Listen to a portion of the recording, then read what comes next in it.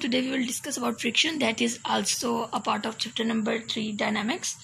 तो सबसे पहले हम बात करते हैं कि फ्रिक्शन क्या होती है. बेसिक डेफिनेशन पे हम इसकी जाएंगे. बेसिक फ्रिक्शन के बारे में पढ़ेंगे. फोर्स जो कि अपोज करती है motion of a moving object को. उसके बाद इसका एक इंपॉर्टेंट पॉइंट आता है कि एक्शन में कैसे आती है जब किसी भी बॉडी को पुश या पुल करते हैं किसी भी सरफेस पे, जैसे सड़क पर अगर हम साइकिलिंग करें, ठीक है. और हम इसे फॉर एग्जांपल के साइकिलिस्ट इज पैडलिंग, ओके, लेकिन वो ओवरकम फ्रिक्शन को क्या करने के लिए इट कीप्स ऑन पैडलिंग, ताकि वो स्किड ना करे, ताकि वो फिसले ना. हम आ जाते हैं इसकी डिपेंडेंस पे. सबसे पहले इसकी डिपेंडेंस ये दो फैक्टर्स पे डिपेंड करता है, नेचर ऑफ सर्फेसिस पे और प्रेसिंग फोर्स बिटवीन देम. इसके बाद हम बात करते हैं force of limiting friction. Force of limiting friction क्या होती है जी? वो मैक्सिमम वैल्यू ऑफ फ्रिक्शन होती है जिसे हम एफ एस से रिप्रेजेंट करते हैं. Actually force between to surfaces in contact, ठीक है. ये मैक्सिमम वैल्यू कैसे मिलती है? दो फोर्सेज जो एक दूसरे में कॉन्टैक्ट में आते हैं. सबसे पहले म्यू क्या होता है जी? कोफिशिएंट ऑफ फ्रिक्शन होता है. इसकी वैल्यू होती है एफ एस ओवर आर, ठीक है. हमने यहाँ से मैक्सिमम वैल्यू ऑफ फ्रिक्शन को निकालना है, that is force between to surfaces in contact, ठीक है, जिसको हम आर कह देते हैं. ये दोनों जो है हम लोग इसको हमने क्या चाहिए? मैक्सिमम वैल्यू ऑफ फ्रिक्शन चाहिए. यहाँ डिवाइड हो रहा है, वहाँ जाके मल्टीप्लाई हो जाएगा. तो हमें पता है कि नॉर्मल रिएक्शन फोर्स जो भी बिटवीन फोर्सेस के लग रही है वो एक नॉर्मल रिएक्शन फोर्स है, दैट इज एम जी, ठीक है.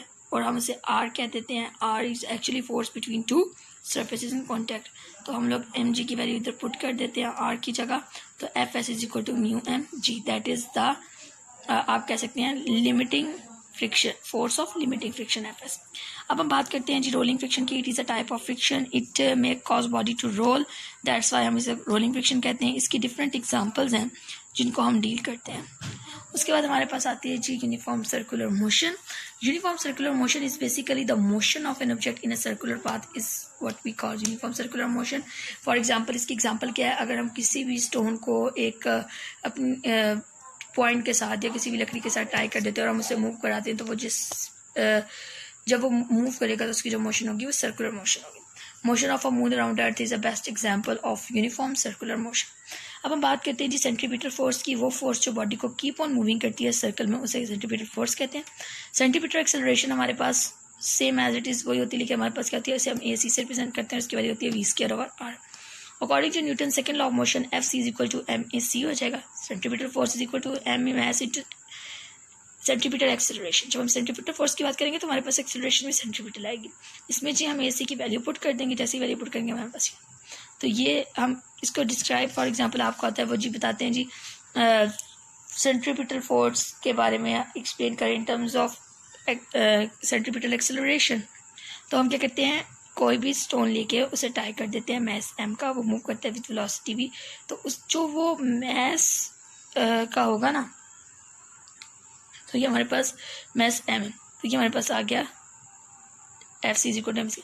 अब यहाँ पर इन दोनों के दौरान ये जो अगर आप इस डायग्राम को गौर से देखें, सेंटर तक ये दोनों ऑपोजिट एक दूसरे के लगते हैं, सेंट्रीपिटल और सेंट्रीफ्यूगल, ठीक है.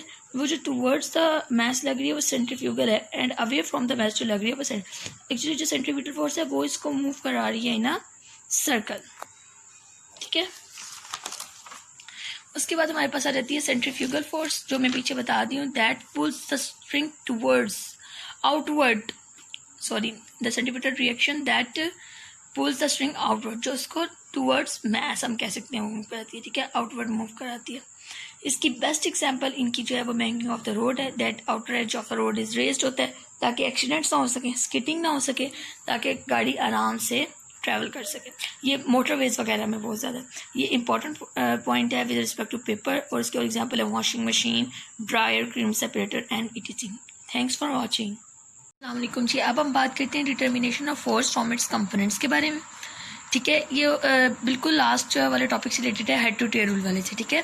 सबसे पहले हम कंसीडर करते हैं कोई भी फोर्स एफ और उसके रेक्टेंगुलर कंपोनेंट्स हमारे पास क्या आ जाएंगे, F X and F Y. जैसे हमें पता है हेड टू टेल रूल के मुताबिक ये अगर एफ एक्स है ये एफ वाई, तो इनका रिजल्टेंट क्या हो गया जी, एफ हो गया, क्योंकि इसकी टेल इसके साथ कंसाइड करिए और इसका हेड जो है वो tail with the coincide with the tail of the vector F Y, ठीक है, और उन दोनों का हेड कंसाइड करें.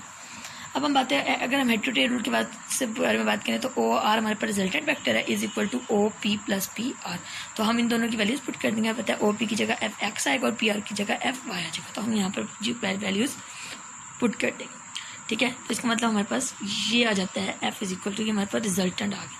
अब हम इसकी अगर मैग्नीट्यूड की बात करें तो मैग्नीट्यूड है विदाउट डायरेक्शन, ठीक है। तो पाइथागोरस थ्योरम हमें पता है, पाइथागोरस थ्योरम क्या होता है, हाइपोटेन्यूज का square is equal to base का स्क्वायर प्लस इस मेथड से भी आप कर सकते हैं और वैसे भी। उसमें क्या होता है, मैग्नीट्यूड अगर हम निकालते हैं सिंपल, तो हम इन सब का स्क्वायर ले लेते हैं, ठीक है। इन सब की वैल्यूज पुट करेंगे क्योंकि हमें सिर्फ F चाहिए, F अगर मैग्नीट्यूड ऑफ द फोर्स चाहिए तो हम दोनों साइड पे स्क्वायर रूट लेंगे हमारे पास। अगर हमने अब इसकी डायरेक्शन फाइंड आउट करनी है, इसी तरह हम इसकी डायरेक्शन भी फाइंड आउट कर लेंगे। हमें पता है tan theta is equal to P. जब भी हमने डायरेक्शन फाइंड करनी है हमने इसके लिए tan थीटा लेना है। F ओवर x जगह हमारे पास थीटा क्या direction, that is direction of the force. इसके बाद नेक्स्ट जो हमारे पास है वो आ जाता है torque, that is also an other important term. Torque हम मोमेंट ऑफ फोर्स को भी कहते हैं। सबसे पहले हम इसके लिए कुछ टर्म्स पता होने चाहिए। रिजिड, हमें पता है बॉडीज जो है वो बहुत सारे पार्टिकल से मिलकर बनी होती है। अगर उन पार्टिकल्स का जो डिस्टेंस है, उन पार्टिकल्स की जो दो पेयर्स हैं उनके दरमियान डिस्टेंस जो है वो सेम रहता है। अगर हम कोई फोर्स अप्लाई कर दें तो हमारे पास रिजिड बॉडी है, यानी वो बॉडी जो अपनी शेप चेंज नहीं करती बाय अप्लाइंग फोर्स, तो हम उसे क्या कह देंगे जी, रिजिड बॉडी। आगे बात आती है जी एक्सिस ऑफ रोटेशन के बारे में। एक्सिस ऑफ रोटेशन क्या होता है जी, एक्सिस ऑफ रोटेशन ये वो लाइन होती है जिसके अराउंड पार्टिकल्स मूव कर रहे होते हैं। फॉर एग्जाम्पल अगर लट्टू है वो मूव कर रहा है, तो एक ऐसा लट्टू की जो नीचे वाली जगह है वो एक ऐसा पॉइंट होगा जहाँ पर स्पिनिंग मोशन हो रही होगी, ठीक है, वहाँ पार्टिकल्स। लेकिन उसके इर्द के जो पार्टिकल्स सर्कुलर मूव कर रहे हैं, जो लट्टू के इर्द गिर्द लट्टू जो मूव कर रहा है, एक पॉइंट होगा ना उसके गिर्द मूव कर रहा है उसके बाकी पार्टिकल्स, तो उसको हम वो जो पार्टिकल्स मिलकर एक बड़ी लाइन बनाते हैं उसको हम कह देते हैं जी एक्सिस ऑफ रोटेशन। जैसे फॉर एग्जांपल हमारे पास इसको आप देख लें, फॉर एग्जांपल मैंने यहाँ पर एक बार लटका दी है कोई भी और मैं उसे मूव करती हूँ। जब मैं उसे मूव करती हूँ तो वो मूव करता रहेगा, तो वहाँ पर हमारे पास क्या है, जिस सेंटर जहाँ पर वो सर्कुलर मूव करे उस पॉइंट को क्या कह देंगे जी, एक्सिस ऑफ रोटेशन कहते हैं, ठीक है। अब हम बात करते हैं टॉर्क के बारे में। Turning effect of force is torque, ये एक फेमिलियर टर्म है। फॉर एग्जाम्पल ओपन और क्लोज अ डोर, मतलब हम कोई डोर खोलते हैं या उसे बंद करते हैं तो हमारे पास क्या आ जाता है जी, turning effect of a force. इसके बाद हमारे पास आ जाता है प्रोडक्ट ऑफ, एक और डेफिनेशन इसकी आती है, that is product of force end moment arm is torque. अगर हम यूनिट की बात करें इसकी, तो इसकी यूनिट के बारे में अगर हम बात करते हैं तो जाहिर है ये एल जो होता है मोमेंट आर्म होता है, ये लेंथ है, ठीक है, ये फोर्स है, तो न्यूटन मीटर आ गया, ठीक है जी। ये किन दो फैक्टर्स पे डिपेंड करता है, फोर्स और मोमेंट आर्म पे। ये इसकी डेफिनेशन से ही हमें मालूम हो गया। अब हम बात करते हैं line of action of force क्या होता है, यानी ये जो एफ है that is basically line of action of force. ये क्या होता है, it is the line along which force act, वो लाइन जिसके ऊपर फोर्स एक्ट कर रही होती है, इसको हम रिप्रेजेंट कर देते हैं फोर्स, ठीक है। अब जैसे ये जो है ये line of action of force है।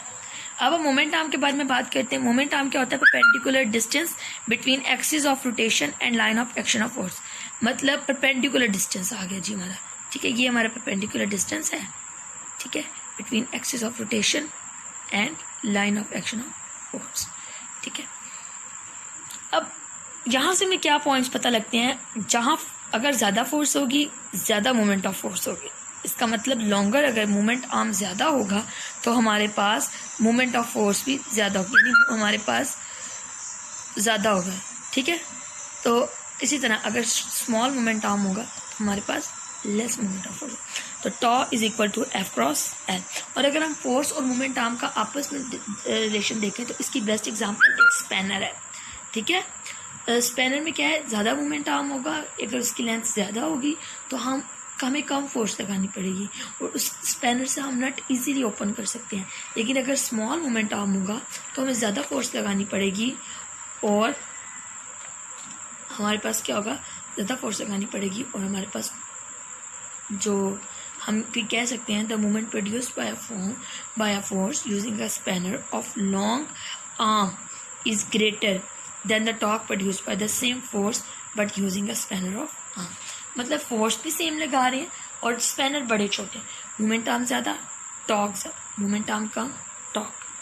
Thank you so much, thanks for watching.